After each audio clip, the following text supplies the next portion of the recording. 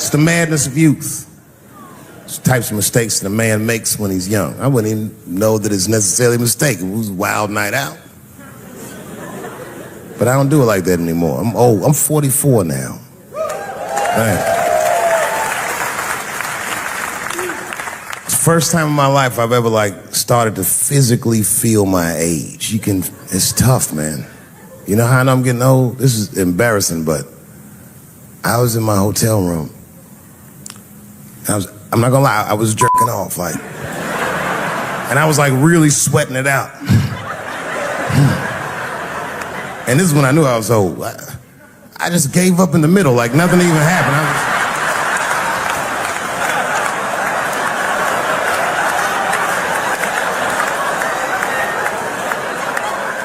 I don't like looking at my dick anymore.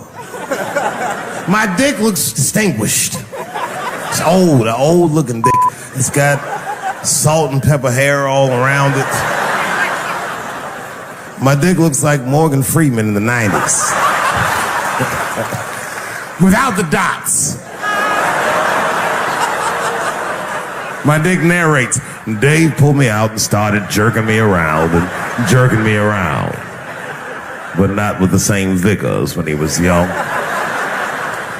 He and I both knew nothing was coming out.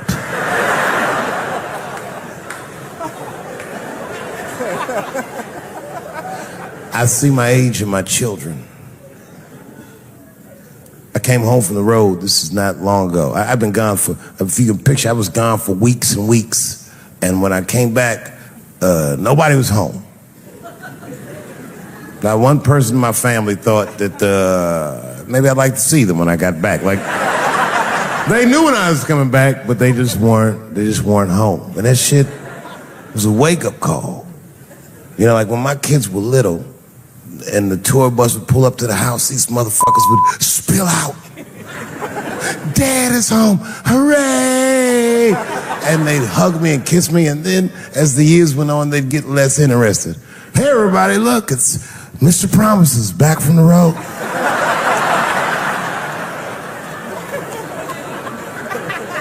But empty house, that's some cold shit.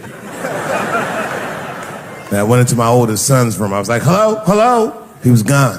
And I'd never done this to him before, but for some reason I just did it. I just looked through his shit.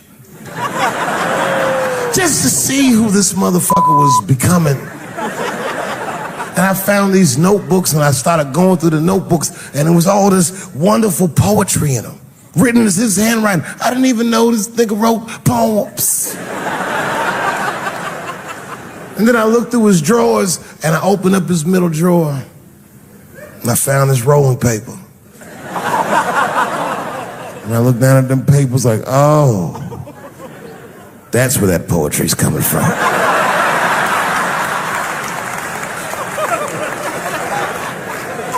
And that shit broke my heart. I mean, I smoked weed, but I mourned my son's innocence. And I cried a little bit. And I took his papers upstairs to my room.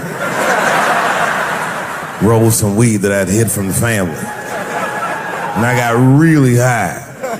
And then I got paranoid. So I put his papers back how I found them. So he wouldn't know what I was up to. This nigga won't even know that happened until he sees the special. Yeah, nigga, I found your papers. He's a cold motherfucker. Let me tell you, this kid is only 16 years old. Listen to what he did to me. This motherfucker calls me up in the middle of the night. It was 1 o'clock in the morning. He goes, Dad, don't be mad. I knew something was terribly wrong. I said, what's going on? He said, listen, I'm fine. And don't forget, you told me to do this. I'm at a party, and my designated driver had too much to drink. And me and my friends need you to come pick us up. I said, Jesus Christ, it's 1 o'clock in the morning, nigga. I am shit-faced.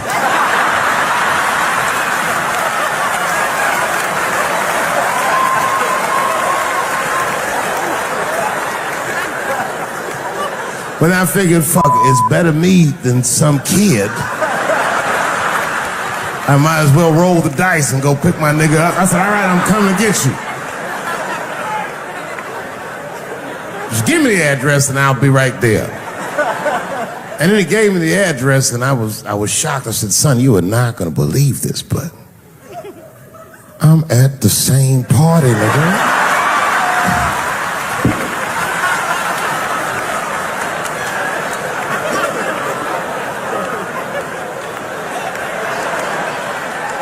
They grow up fast, don't they?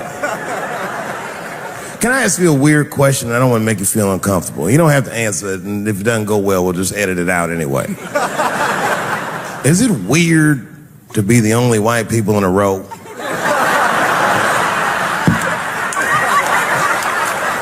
Is it weird? I mean, to be honest, does it feel strange? Are you worried at all? Give me your money, motherfucker. Fuck around.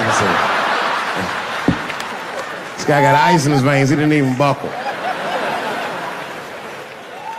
You know, like many black men my age, the first time I voted was 8 years ago. Right. I saw Obama on TV. I said, oh, I'm voting for this nigga. I remember the day I voted for Obama. I voted in Ohio, and my vote matters in Ohio. Ohio is a battleground state. But when I pulled up to the polls, all the soldiers were in line. There were so many black people in that goddamn line, I didn't even know it was a polls. I thought it was a check cashing place.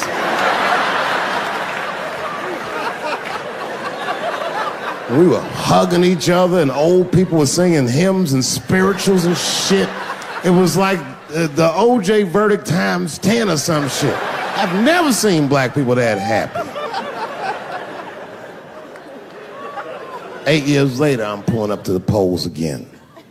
This time I'm driving a brand new Porsche because the Obama years were very good to me.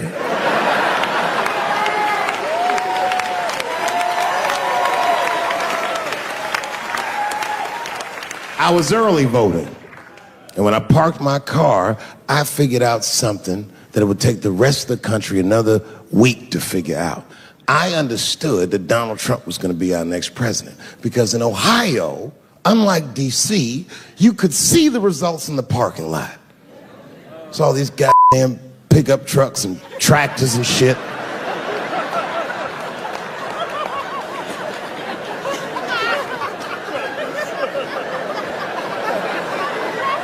And then I walked up and I saw a long, long line of dusty white people.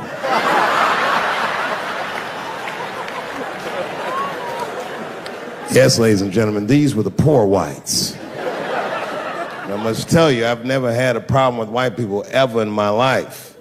But full disclosure, the poor whites are my least favorites.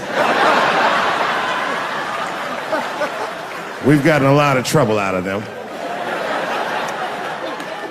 And I'd never seen so many of them up close. I looked them right in their coal-smeared faces. And to my surprise, you know what I didn't see? I didn't see one deplorable face in that group. I saw some angry faces and some determined faces, but they felt like decent folk. No, they did. In fact, I'm not even lying, and I didn't sound fucked up, but I felt sorry for them. I know the game now. I know that rich white people call poor white people trash. And the only reason I know that is because I made so much money last year, the rich whites told me they say it at a cocktail party.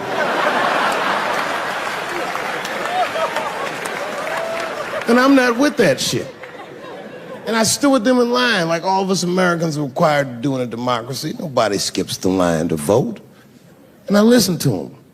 I listened to them say naive, poor white people things. Man, Donald Trump's gonna go to Washington and he's gonna fight for us.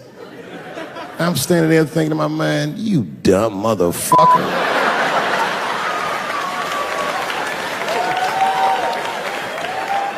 You are poor. He's fighting for me.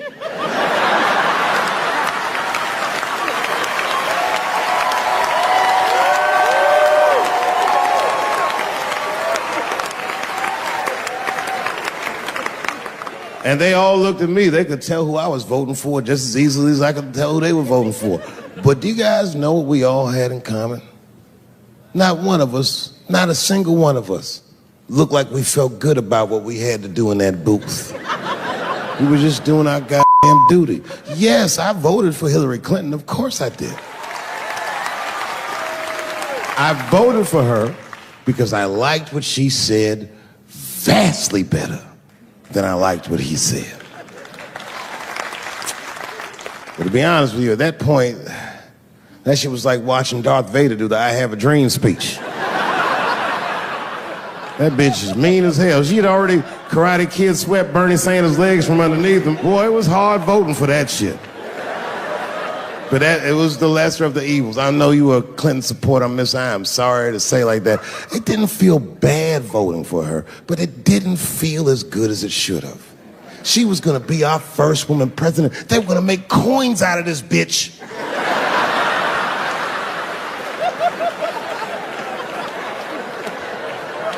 And somehow she just missed the dunk. Of course she should have beat him. Of course she should have beat him. You know what voting for her felt like? It was bittersweet. It felt like I was lucky enough to eat Halle Berry's pussy.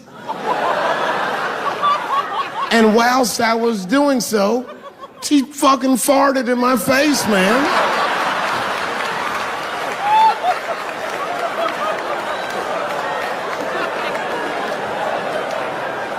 Now you understand, I'd still do it.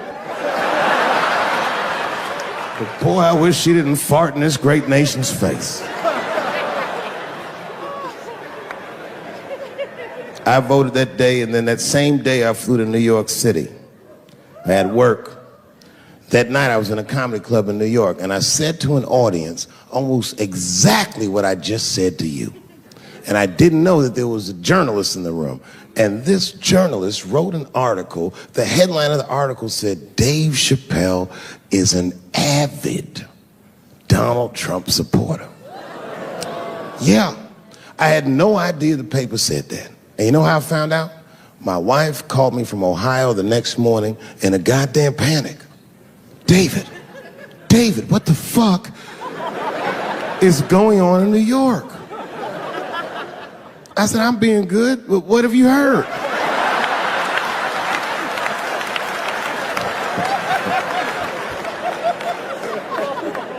And my wife said, the paper is saying that you're a Donald Trump supporter. I was like, whew.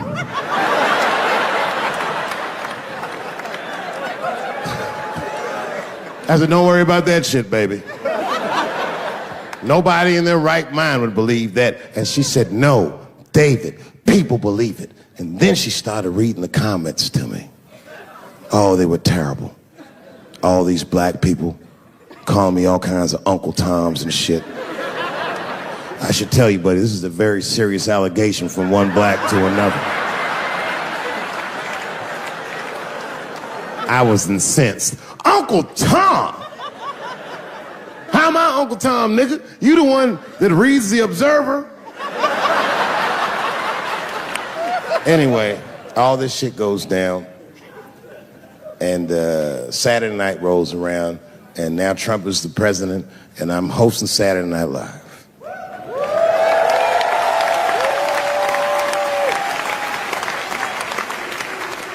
And I didn't really prepare my monologue, I just kind of winged it.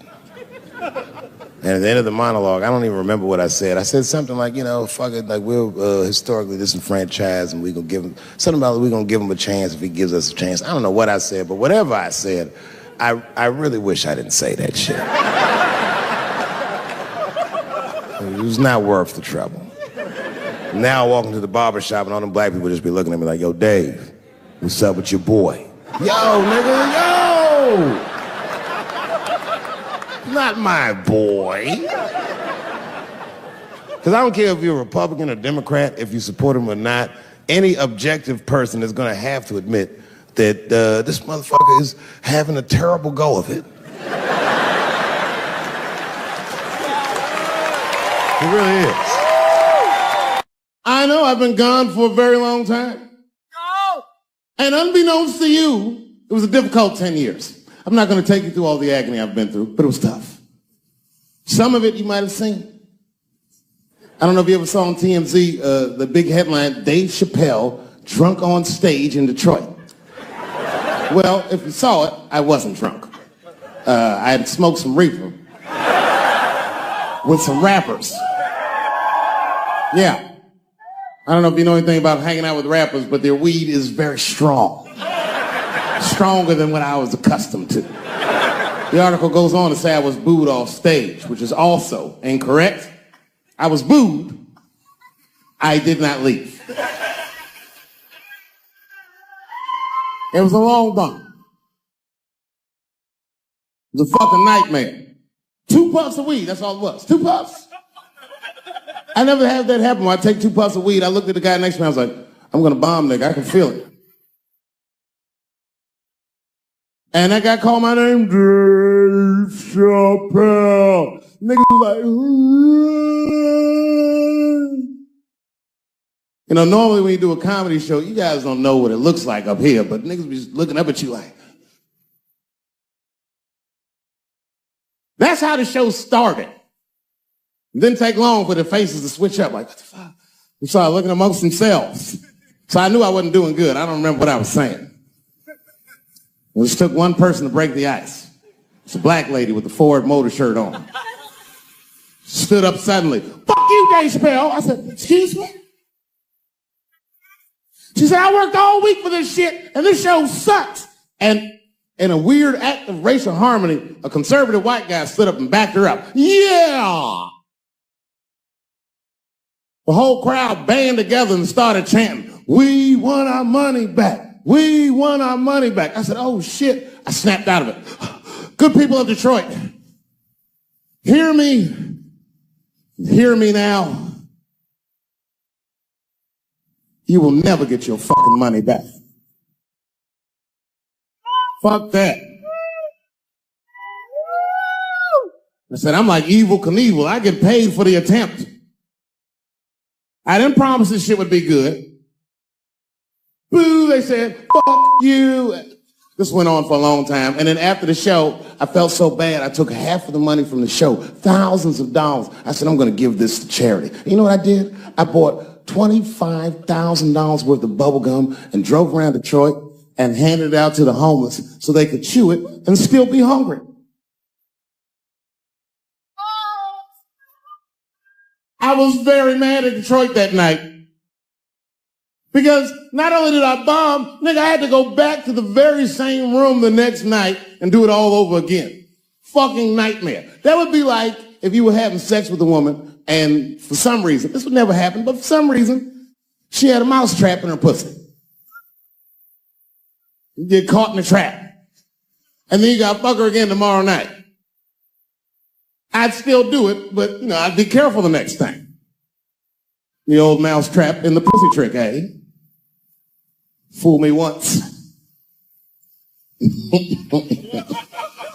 But we've already been through it, like Michael Jackson. Remember when they said all that shit about Michael Jackson? They never proved anything till his dying day, but they said that he did some very heinous things. And one time I watched a documentary about it. They were talking about all the shit Michael Jackson allegedly did. And as they were saying all these allegations, they started showing pictures of his home, Neverland Ranch. You ever seen Michael Jackson's house on television? Well, the short of it is, there's a lot of things for kids to do with that place.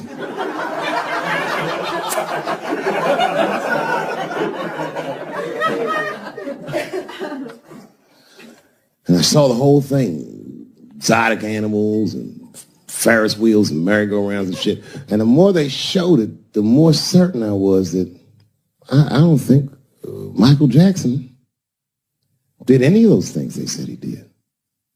His house didn't look sexual. It looked like he was flossing on those motherfuckers. It didn't look like he was trying to fuck kids. It looked like he was just trying to impress them. Like, this nigga's Jay-Z for kids. Like, he's just walking through his house. This is my cotton candy machine. It makes 3 tons of cotton candy a day. You know, all the cotton candy you want. This closet is filled with nothing but custom-made karate slippers. Isn't that cool? Shall I have my monkey bring us more cupcakes? Hey guys, let's watch a movie. What movie do you want to see? Home Alone. Oh, no, don't touch the DVD player. Macaulay Culkin's here. He can act it out. Come on, Macaulay. Act out Home Alone for my guests. And them kids was like, man, you are all right, mister. This is fantastic, man. We had you all wrong. All wrong? What? I don't understand. What do you mean? Huh? Oh, well, you know, man, we thought it was going to be the usual. Like, you're going to have us come over and give us some wine cooler and, you know, suck our dicks. What? Suck your dick? You faggot-ass kids. Somebody trying to suck your dick, nigga? I was trying to show you a better life. Bubbles, get these kids the fuck out of my house. You're just like everyone else. Hollywood is no place for moral absolutism. You know what I mean? We must never forget that R. Kelly peed on a 15-year-old girl. And he also wrote, I Believe I Can Fly. Same guy, same lifetime. If I showed you that video of him peeing on that girl and scored it to I Believe I Can Fly, he'd be torn. I used to think that I could not go on. You would know how to feel. If I can see it.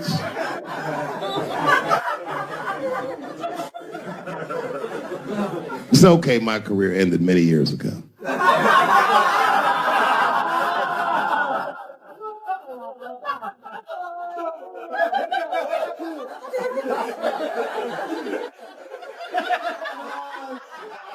She's just like, you need to stop doing that. And then I tried to change the subject. I go, how is school going, boys? And my sons tell me, well, we didn't have school today, technically. I'm like, well, what's going on? He said, well, there was like a school shooting drill. I never heard of this. You know what this is? They have drills that they make kids do where they practice what to do if somebody comes to shoot up their school. I'd never heard that before. I was like, what the fuck? Then I had to tell my sons the truth. I didn't want to tell them this shit. Son, listen to me. Fuck that drill. If somebody comes to your school and wants to shoot it up, I'm just gonna be honest with you. You probably gonna get shot, nigga. I'm just being real.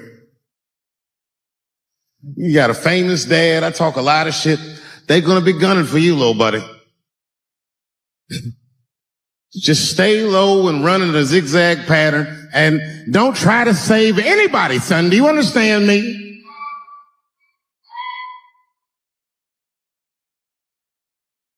If you're a parent, this shit is terrifying.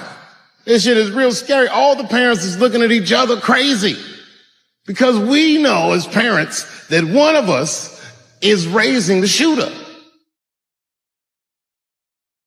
Just don't know which one of us it is. All we know for sure is that if you're a white parent, the chances that it's you is exponentially higher than the rest of us. It's fucking crazy. You know, I hated school too. It never occurred to me. Kill everybody in school? It's fucking crazy. Just do what I did, nigga. Try some things. Have you skipped school, nigga? Skip school. Take a walk and meet some other kids. Fuck school, nigga. You know what I said? That's all I said. First of all, I'll tell you right now what I said. And I will tell you that this was not a joke. It's a true story. And I just happened to tell it. All right, what happened was I went to a gallery party. All right? I don't know who in here has ever been rich before, but these are very nice parties. You know, wine and cheese and ball of conversation. And there was a few eccentric types, one of which was a very wealthy man that happened to be wearing a dress. I don't know what you call him, man. This is a tranny or a drag queen, perhaps. Whatever it was, this is definitely a man. And this man was definitely on drugs. I don't know what kind of drugs he's on, but I knew he had too much. He didn't look good. It's like this. He's like, he looked sick. and all his friends were standing around him, concerned, trying to revive him. I don't know whether it looked like some kind of gay CPR. There was fanning and shit. It was on.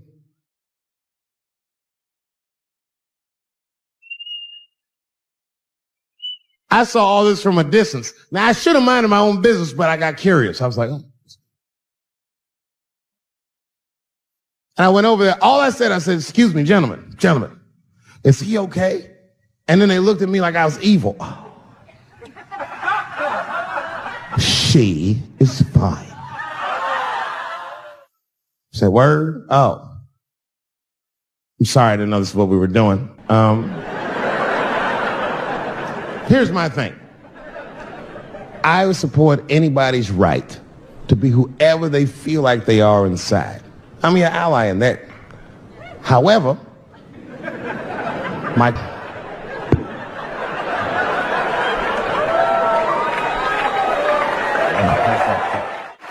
said, I'm in the wrong business. I should be the president. Shit, I'm in the wrong business. See, the only reason I don't want to be president is because I'm black. That would make it too hot for me.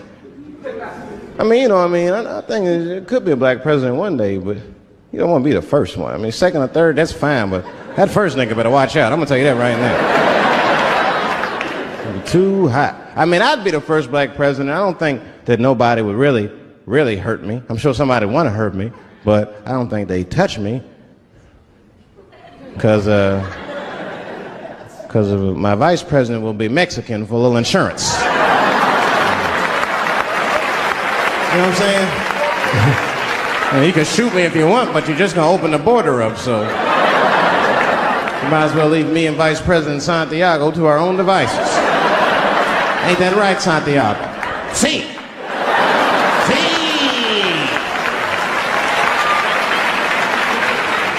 Elian can stay. Don't worry, I don't got no Elian jokes. All I'll say about Elian is thank God he's Cuban. Because if he was Haitian, you'd have never heard about his ass.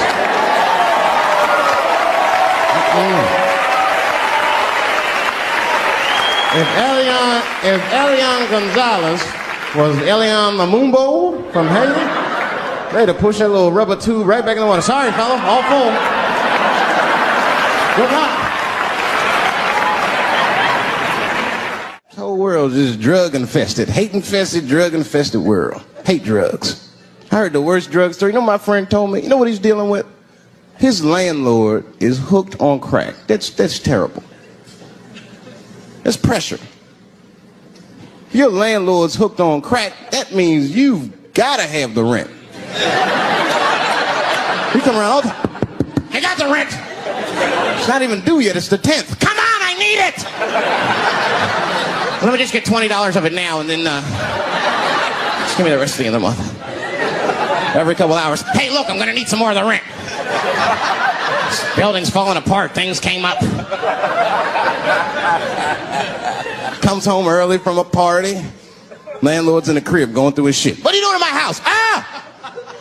Where's the sink? I came to fix it. It's in the kitchen. I thought it was in the drawer. I'll fix it tomorrow when I come for the rent.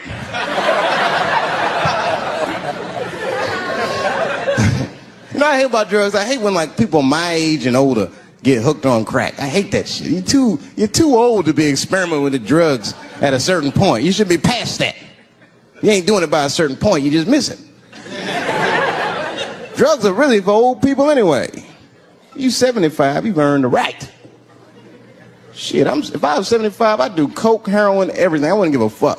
I'd be walking down the street, they'd be like, boy, that old man is tripping.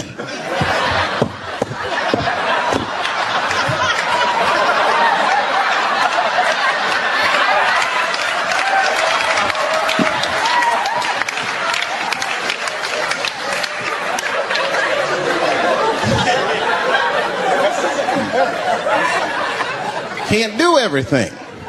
Maybe weed. If you're gonna do something, do a little weed. Smoke some. Weed's not as bad as everything else. Weed is a background substance. You know what I mean? You can smoke some herb and still function. You ain't crisp, but you'll function. Nothing higher than weed, though. I made that mistake one time. I was at a party, some guy gave me some shit. He's like, here, man, take this. It's fucking mushrooms. I took it, I forgot all about it, you know. Then a couple days later, I found that shit in my pocket. I'm thinking, why not? Because I'm thinking it's like weed, some background shit. I planned my whole day out like it was weed. I'll chew this shit up, then I'll go to the barber shop, get my hair cut, and then I'll see a movie.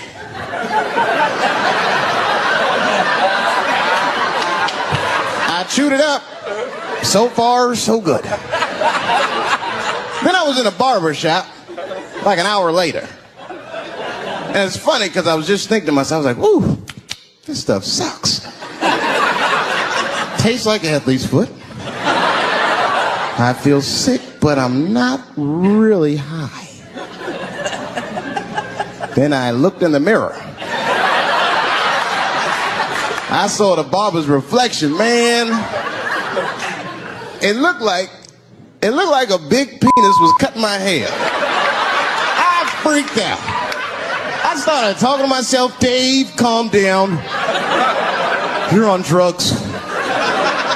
This is what drugs do. Okay, you know that there is no way that a penis can cut hair. But I started freaking out, man. I just couldn't take it anymore. I jumped out the chair, half my hair was cut, I didn't care. I didn't, I just gave a barber a handful of money. It was weird, the balls opened up. Anyway, I ran home, man. I ran home as fast as I could. Tripping. I looked at the clock, it was 2:42. I was like, damn, 2:42? I gotta sober up. I had never been this high this early. I took a shower. I was still high. I said maybe music will do the trick. I listened to every CD I had. I was still high. Exercise. That's what I'll do. I ran around the block 4 times. Still high. Took a nap, woke up, fucked up. I looked at the clock, it was 2:43. I said, God damn. I'm scared to death of these police. I am, nigga. I got a police scanner. First money I got, this is the first shit I went out, bought me a police scanner. I just listen to these motherfuckers before I go out, just to make sure everything's cool. You hear shit on it. Calling all cars. Be on the lookout for a black male between 4'7" and 6'8". Staying in the crib tonight, fuck that. Gotta work on that alibi for a minute. Every black person needs an alibi.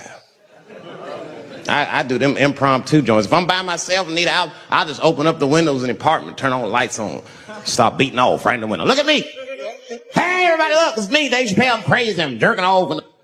Note the time, motherfuckers. It's 2:35. Look at me. I'm jerking off in the window. 2:35. Comedian Dave Chappelle is June 10th. Note the time.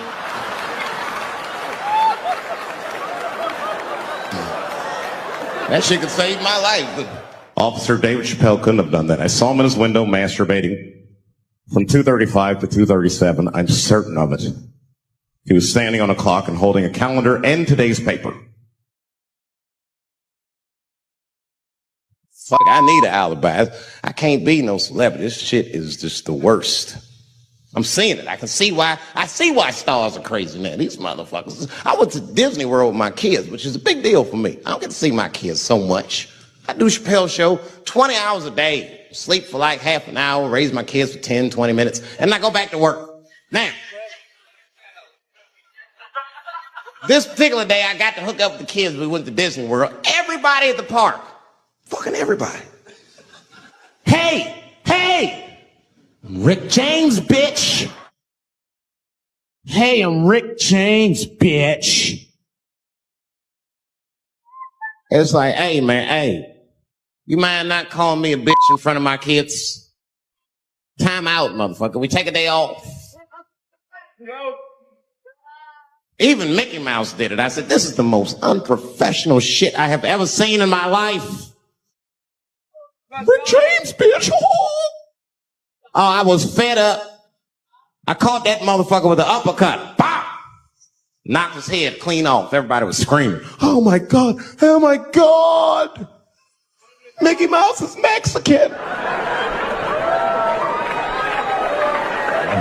I want your community to know that one of the coolest people I ever met was a transgender woman. And this is not a man that I knew that became a woman. This woman was trans when I met her. Lived in San Francisco. Daphne Dworman is her name. I would do 18 shows in the Bay Area, sometimes in Oakland and Dirty Hood nightclub, and she would be there, a white trans woman, laughing loud and hard at everything I said, especially the trans jokes. It's very puzzling because she was obviously trans. And one night after one of the shows, I met her. And what it was, turns out, it was her dream to be a comedian, and I was her hero. It's very moving. I could not dislike somebody that felt that way about me. We became fast friends. And when I made that special Sticks and Stones, right as it was coming out, I happened to be in San Francisco, and I wanted to do a show, but I needed an opening act. And I remembered that trans woman I had met. So I called her on the phone. And I called her myself. I said, hey, Daphne, this is Dave Chappelle. She couldn't believe it. And I go, I'm in San Francisco. And then she started saying a bunch of wild stuff. I was like, relax now. I don't want any pussy. I was, I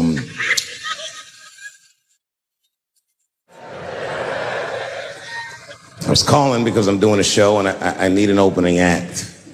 And I was wondering if you'd open the show. And she was like, fuck yeah. Now, I didn't know this at the time.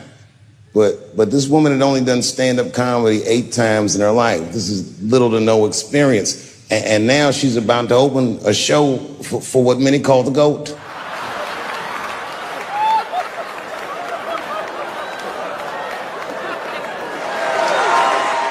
She's an amateur in stature, but in practice, she was very professional. She showed up early, which is something I appreciate, because I like people to be on time. She was dressed to the motherfucking nines. I mean, I'm transphobic, and even I was like, you look nice.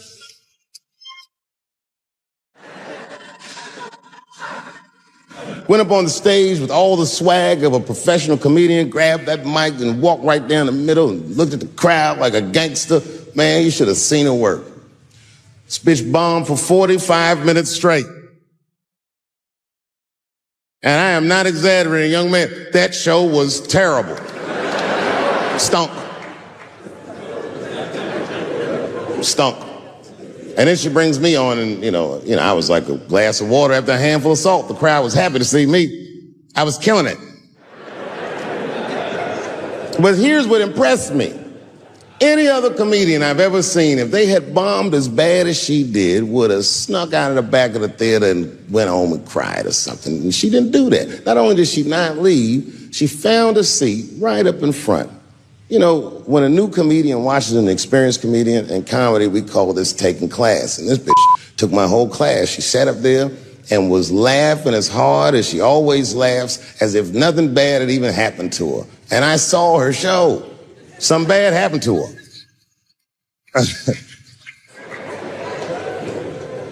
She was drunk. So she starts talking to me while I'm on stage, but the way a person would talk to a television when they were alone. She's talking to me like that. That didn't bother me because I knew her, but the crowd didn't like that shit at all because she sucked. And a guy in the back of the room stood up, and Daphne's hair was dyed blonde at the time, and the guy screamed out, and his energy felt wild as fuck. He said, hey, Daphne! And everybody kind of clapped, like got tense. We didn't know if it was a heckler or active shooter. And he said, does the carpet match the drapes? Yeah, it was fucked up. The whole crowd kind of groaned because it was so, like, mean. Everybody groaned, except for Daphne. She kind of laughed, which was weird. And then she didn't even look all the way back. She said, sir, I don't have carpets. I have hardwood floors. Just like that. Just like that. And boy, when she said that shit, it blew the roof off the place. Cut through all the tension. With that one joke, she made up for 45 minutes of a stinker of a show. And after that, she could do no wrong. And I kept on rocking. She kept on talking to me. And then the show became something cooler than a show. It became like a conversation between a black man and a white trans woman, and we started getting to the bomber shit. All them questions that you think about that you'd be afraid to ask, I was just asking them, and she was answering them, and her answers were funny as shit. The crowd was falling out of their chairs. And at the end of the show, I go, oh, Daphne, I said, well, that was fun. I go, I love you to death, but I have no fucking idea what you're talking about. The whole crowd laughed, except for Daphne. Now she looks at me like I'm not her friend anymore, like I'm something bigger than me, like I'm the whole world and a guy.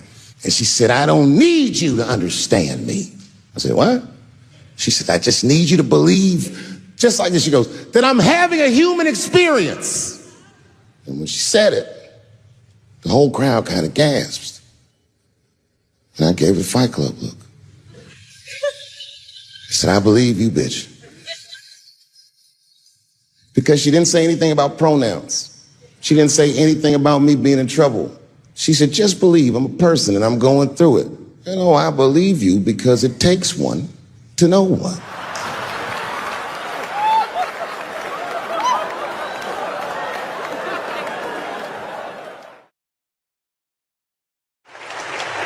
And then I told the crowd good night and they start going crazy. And before the applause gets to its crescendo, I say, and don't forget my opening act, Daphne. And the crowd stood up.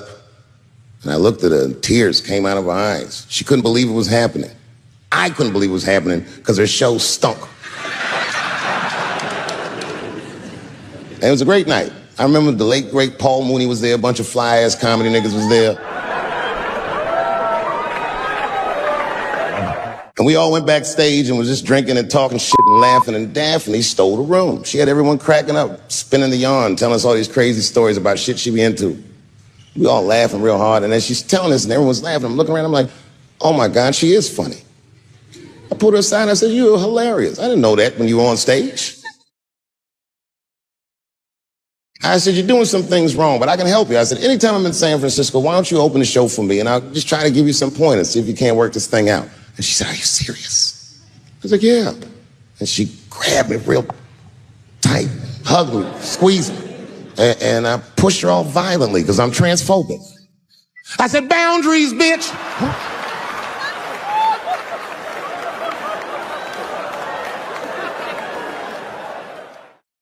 When Sticks and Stones came out, a lot of people in the trans community were furious with me, and apparently they dragged me on Twitter. I don't give a fuck because Twitter's not a real place.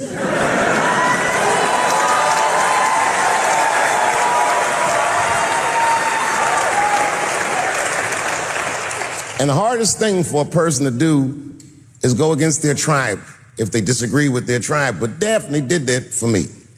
She wrote a tweet that was very beautiful. And what she said was almost exactly what she said. She said, punching down on someone requires you to think less of them. And I know him, and he doesn't. He doesn't punch up. He doesn't punch down. He punches lines, and he's a master at his craft. That's what she said.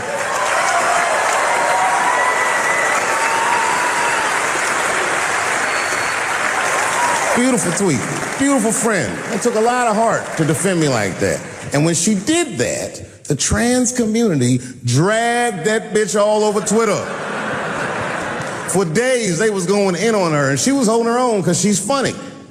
But 6 days after that wonderful night I described to you, my friend Daphne killed herself. Oh, yeah. It's a true story. My heart was broken. Yeah, it wasn't the jokes. I don't know if it was them dragging her. I don't know what's going on in her life, but I bet dragging her didn't help. I was very angry at them. I was very angry at her. I felt like Daphne lied to me. She always said she identified as a woman, and then one day she goes up to the roof of a building and jumps off and kills herself. Clearly, only a man would do some gangster shit like that. Hear me out. As hard as it is to hear a joke like that, I'm telling you right now, Daphne would have loved that joke. That's why she was my friend. I was reading her obituary, and I found out she was survived by a daughter. And the moment I found that out, and this is true, Anderson Cooper from CNN texted me. And all he said was very nice. He said, I'm sorry to hear about your friend. And I texted him right back, new phone, who this? He said, it's Anderson Cooper. I said, oh, Anderson. I go, look, I need to find her family. And he texted me right back with all the phone numbers and all this information. I say this to say, if you ever want to know about anything gay, call Anderson Cooper from CNN. This nigga is faster than Google.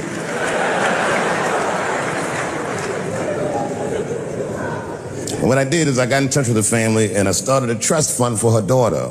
Because I know that's all she ever really cared about.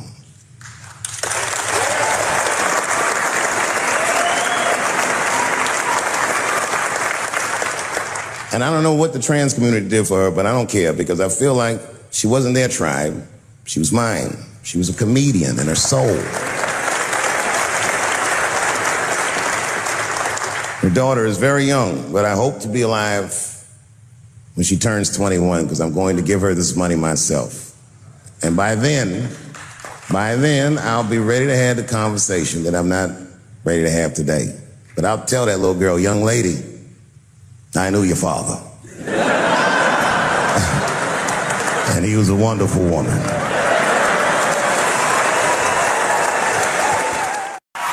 Oh. Goddamn sick of it. This is the worst time ever to be a celebrity. You're gonna be finished. Everyone's doomed. Michael Jackson has been dead for 10 years, and this nigga has 2 new cases.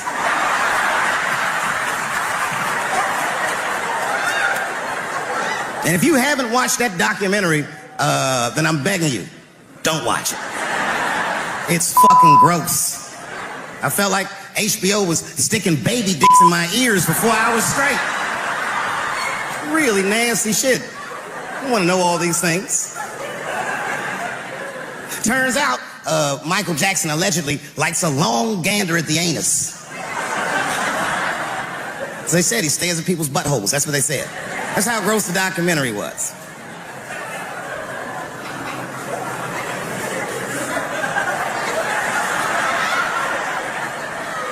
I'm gonna say something that I'm not allowed to say.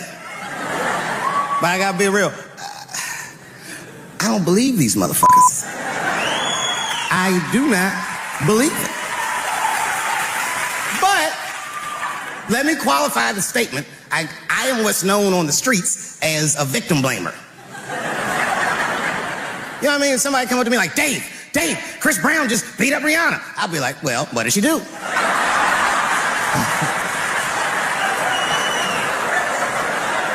Dave, Michael Jackson was molesting children. Well, what were those kids wearing at the time?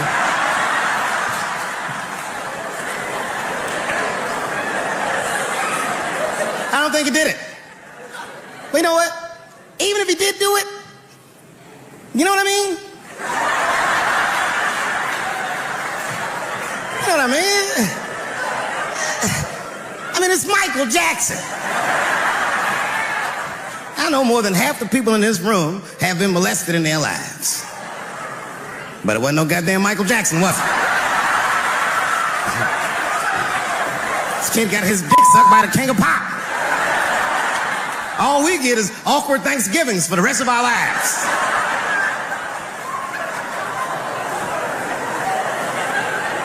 You know how good it must have felt to go to school the next day after that shit? Hey, Billy, how was the weekend? How was my weekend? Michael Jackson sucks my dick. And that was my first sexual experience. If I'm starting here, then well, sky's the limit.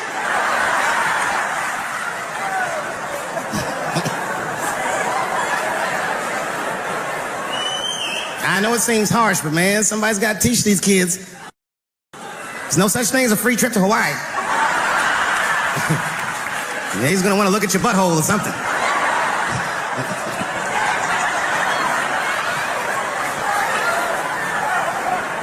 You know why I don't believe it?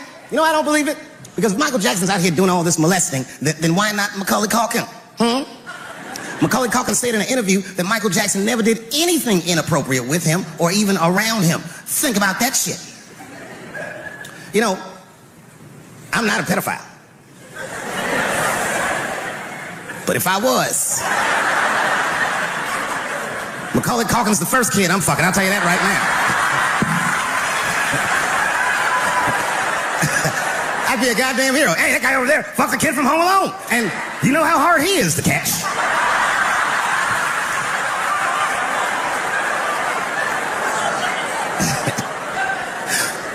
My mind's telling me no.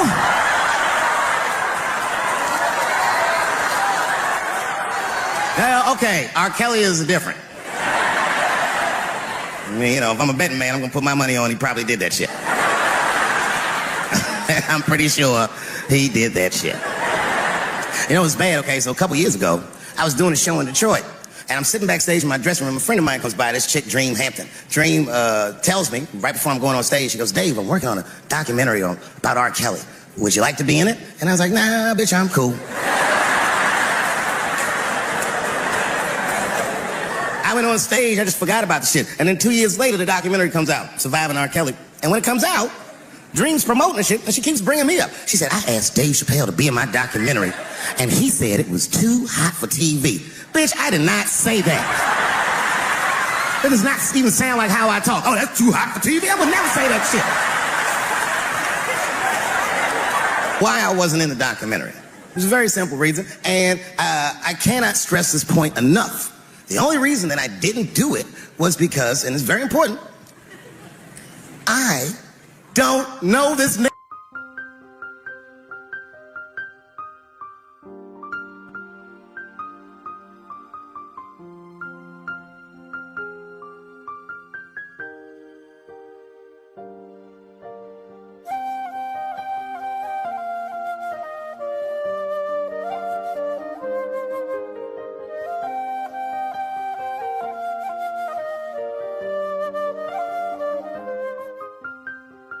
At all. I don't know anything that they don't tell me about. I don't hang out with this nigga. Nothing. So what the fuck do I gotta be in the documentary for? This guy, R. Kelly, got another sex tape out now. Can't you believe that shit? This guy makes more sex tapes than he does music. He's like the DJ Khaled of sex tapes. Another one. Like, damn, nigga. It's a lot of tapes. The new one's so bad that they didn't even show it. I've never seen anything like this. The prosecutor in Chicago came out in a press conference and read to the media a transcript of a sex tape. Have you ever heard of such a thing? This nigga read the sex tape. And it was so bad that R. Kelly sounded guilty in the transcripts. It's fucking amazing. 16 times the girl's age was mentioned. Isn't that crazy? This motherfucker is an idiot. He was fucking like, yeah, this is the best 14-year-old pussy I've ever had in my life. And she was like, you like this 14-year-old pussy? He's like, oh yeah, I love this 14. I'm like, man, you need to shut the fuck up. You gotta give your lawyer something to work with. You're supposed to be able to take like, this is the best 36-year-old pussy I've ever had in my life. And then your lawyer gonna be like, Your Honor, clearly my client thought that this woman was 36, as he mentioned some 16 times in the tape. They gonna know you lying though, you know what I mean? Everybody knows no such thing as good 36-year-old pussy.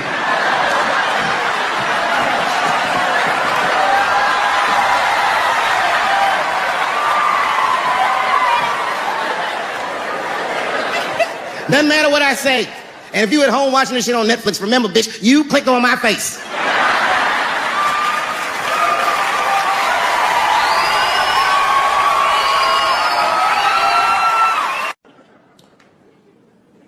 The second time I met O.J. Simpson.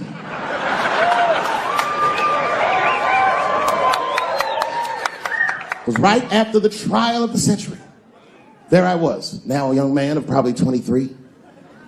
O.J. Simpson was the most famous or infamous face on planet Earth. I was in a restaurant in Beverly Hills with my agents. I wasn't alone in the restaurant, but I was alone. I was the only black person in the restaurant. And in the 90s, that felt very uncomfortable. Now I tend to enjoy it at this age. I was having dinner with my agent, celebrating a deal that they told me was lucrative, but I later learned fucking sucked. And suddenly, a group of women walked by. Every race was in that group. Black, white, Asian, Latina, white, and white again. They were all gorgeous. I watched them walk by. Then, I saw a familiar face.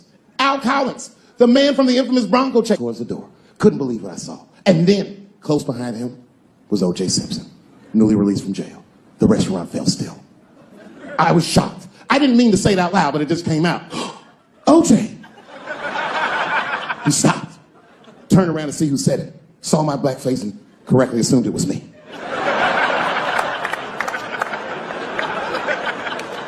I was sitting in the corner of the booth. He leaned over all the white people I was having dinner with and shook my hand. How are you, young man? He looked in my eyes, and I could see in his eyes that he didn't remember meeting me the first time. And then he walked away. And I looked back at my agents, and all of them had nothing short of disgust on their faces. And the only one with the courage to voice their disgust was a woman named Sharon, who used to represent me. How could you, she said. How could you shake hands with that murderer? I said, Sharon, with all due respect, that murderer ran for over 11,000 yards.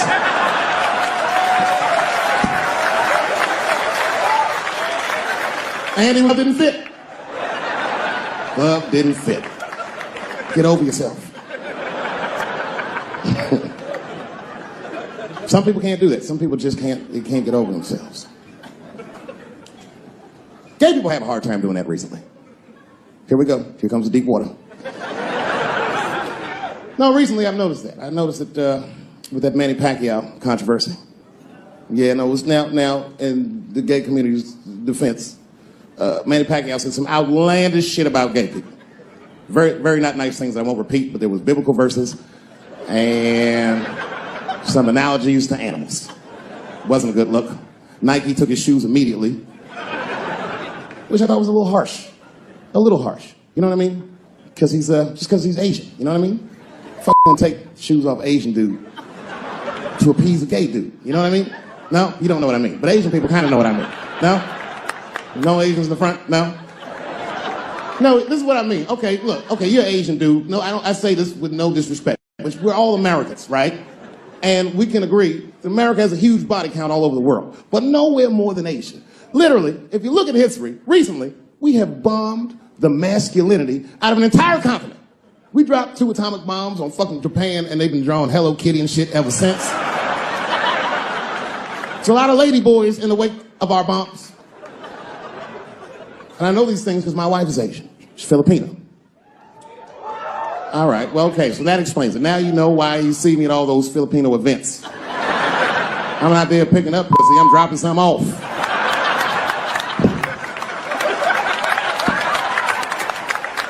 I take my wife to all that shit. I took my wife to see Pacquiao fight Mayweather. We sat ringside, okay?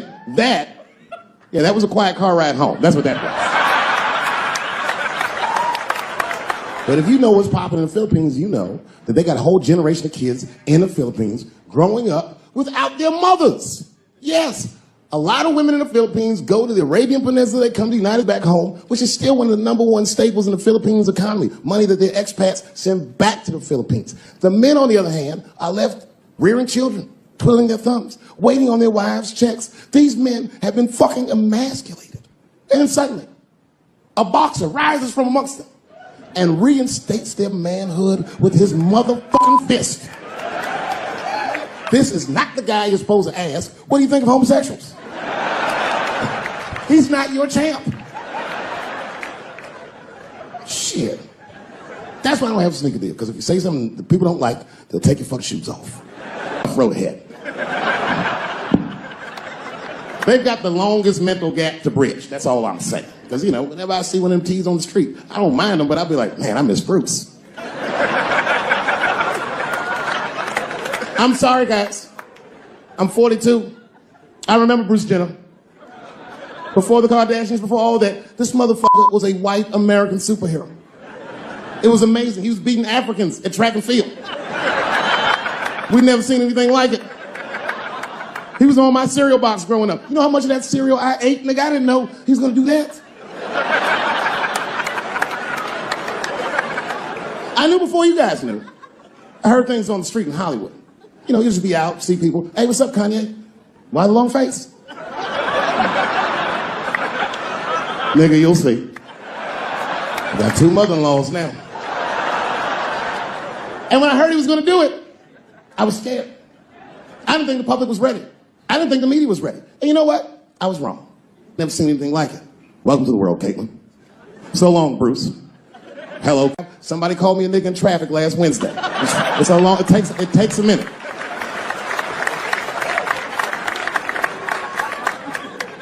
My wife's friend, Stuart, told me that. My wife has a lot of gay friends. Stuart's their leader. She has a lot of gay friends. And I don't like them. Not because they're gay, I'm just judging them on the merits of their character. They're just not nice dudes. They're fucking rude house guests. They're sitting on my couch, giggling with my wife, eating my motherfucking macaroons. And I come in, they act like the party's over. Hey, Stuart, what's going on? This guy talks to me the way a cat would speak if a cat could talk. Hi, David.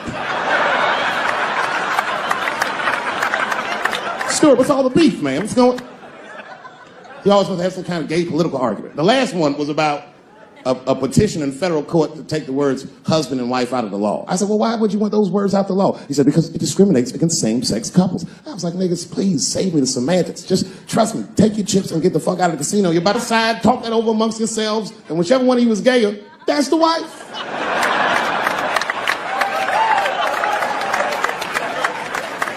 No, Stuart didn't like that. Stuart educates me about this movement, you know what I mean? I didn't even know shit about it. He told me it's called LBGTQ. I was like, what the fuck is the Q? Does that even make sense, Q? Turns out Q is like the vowels. That shit is sometimes Y. It's for gay dudes that don't really know they're gay. You know what I mean? Like prison fags who are like, well, I'm not gay, nigga. I'm just sucking these dicks to pass the time. I'm not G, I'm Q. Ugh.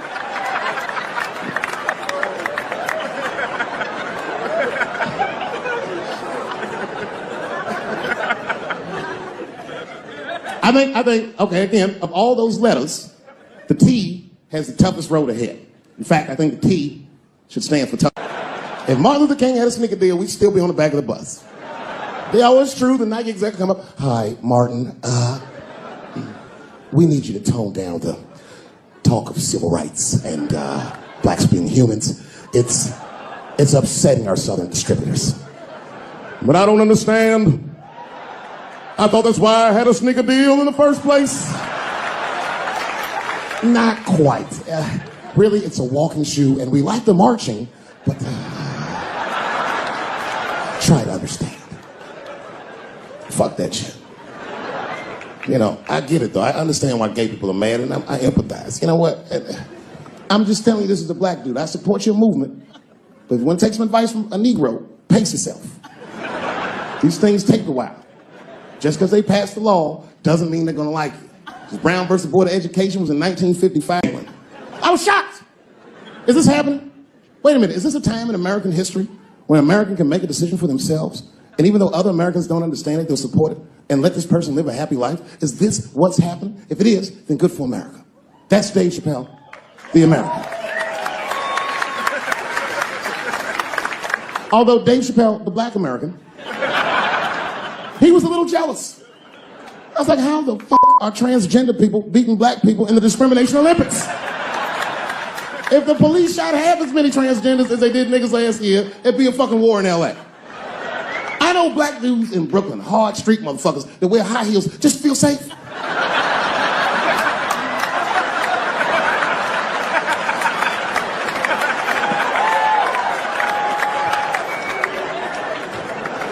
Transgenders are gangsters. I used to do business with a transgender in Hollywood. Man, everybody would be scared of her in the boardroom. She walk in there, newly minted woman, high heels, purse. Shit.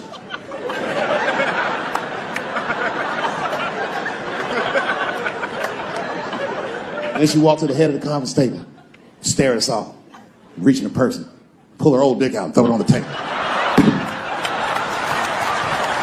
Let's talk business, gentlemen.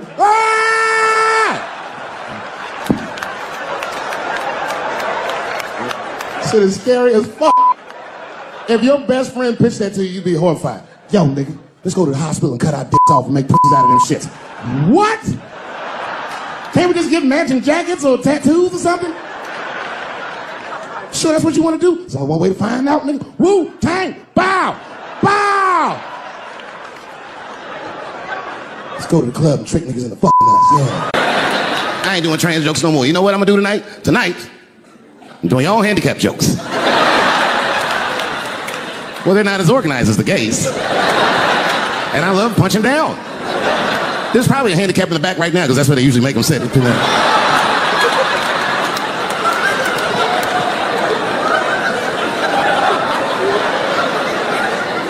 I came here to laugh at transgender people. I didn't know this nigga was gonna make jokes about us.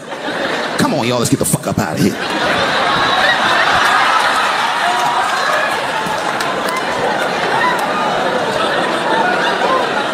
Yeah, it's about time somebody let these handicaps have it. Let them make their match tonight. Fuck them. One time I was on Capitol Hill, and I seen a handicapped congressman. Madison Cawthorn, that's his name.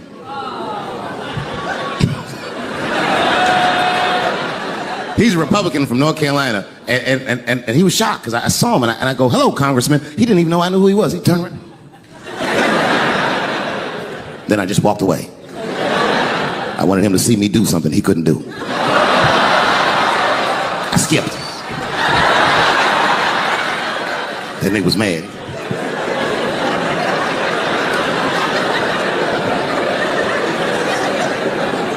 He's no longer a congressman. I don't know if you follow politics. I'm not trying to be funny, but he lost his seat. He ran a bad race. Oh, buddy, yes he did. And you know what he did wrong? He was running for Congress again, and this motherfucker tried to be controversial. He was on all them right-wing podcasts talking all that shit. He was like, Washington is worse than Hollywood. I was at home like, what? He said, these people are disgusting. They have orgies and sex parties and drug parties. And I was thinking, this nigga sounds like Juicy Smouye. He's lying. Now, I don't doubt that they do this kind of shit in Washington. But I doubt he's seen it with his own eyes. Because who the fuck invites a paraplegic to an orgy? So this nigga can roll around and snitch on everybody.